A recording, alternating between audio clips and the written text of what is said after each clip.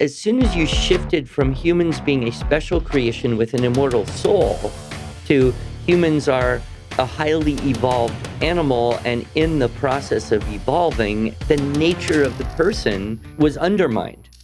It always shocks me. Every 5 or 10 years, I'll open up 1984 again. And it always shocks me how prophetic that book was.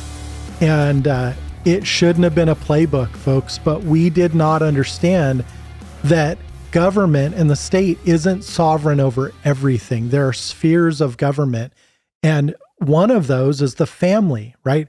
They're not sovereign over our family. They're not sovereign over the church. They have some sovereignty over the state. But when we don't understand those fundamental elements of sovereignty, we're very quick to just bow down and give in. Well, Andrew, we know where we are. So how should we be preparing ourselves to move forward? Well, one thing I think that is important is to understand the foundation of the lies that we have all bought into, and it's not new. It didn't start in 2020. It didn't start in 2000. It didn't even start in 1900s. The actual undermining of the Judeo-Christian foundation of Western civilization began really way back in the 1800s. And you had a confluence of factors.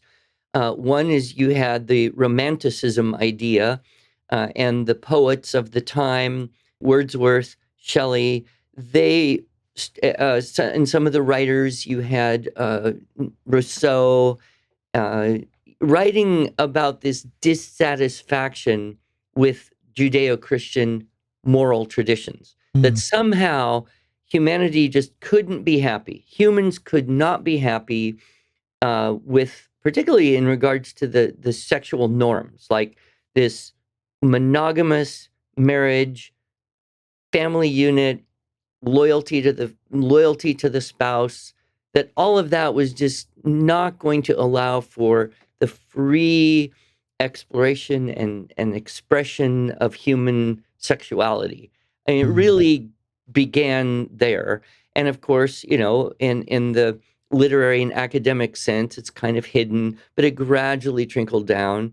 We have also the problem with the whole onset of Darwinism. So, Darwinism really was the greatest philosophical change.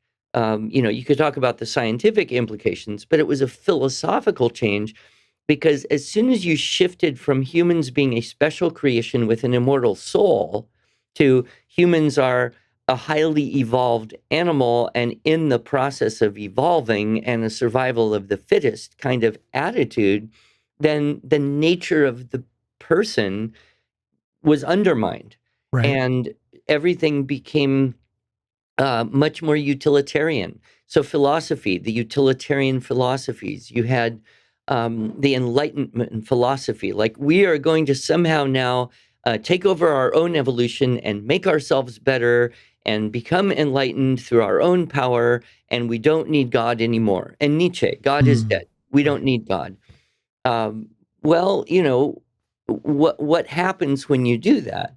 Then Freud came in, and it reinforced in a pseudoscientific way this idea that all human behavior is motivated by sex from a young age.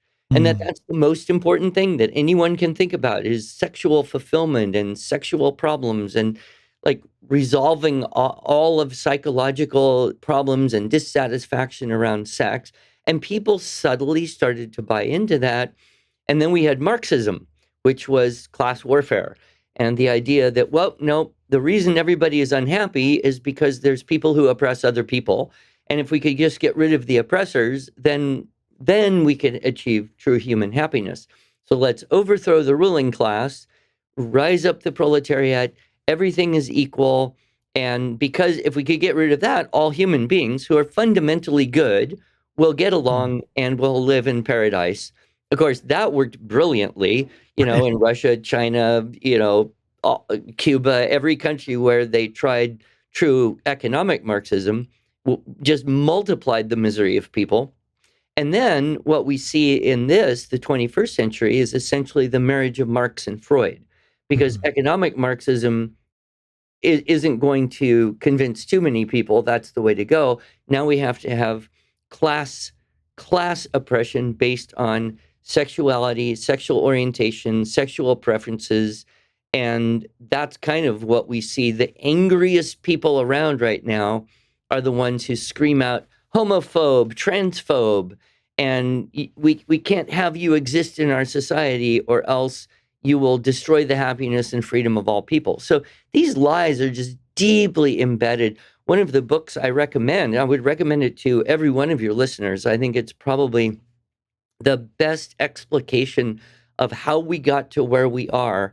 And to know that and be able to teach your children so they can see through the lies that are continuously coming at them, whether they're in school or whether they're reading books they get from the library, whether they're reading social media, whether they're just talking with people they know, at church or on the playground. I would recommend we all try to inoculate ourselves. And the best book I know is called The Rise and Triumph of the Modern Self by Carl Trueman. Maybe you can put that if you have show notes, because I think this book is very, very well organized, and it helps arm us against the liars and their lies. This episode of Rapid Response was brought to you by CTC Math. Visit them at ctcmath.com today.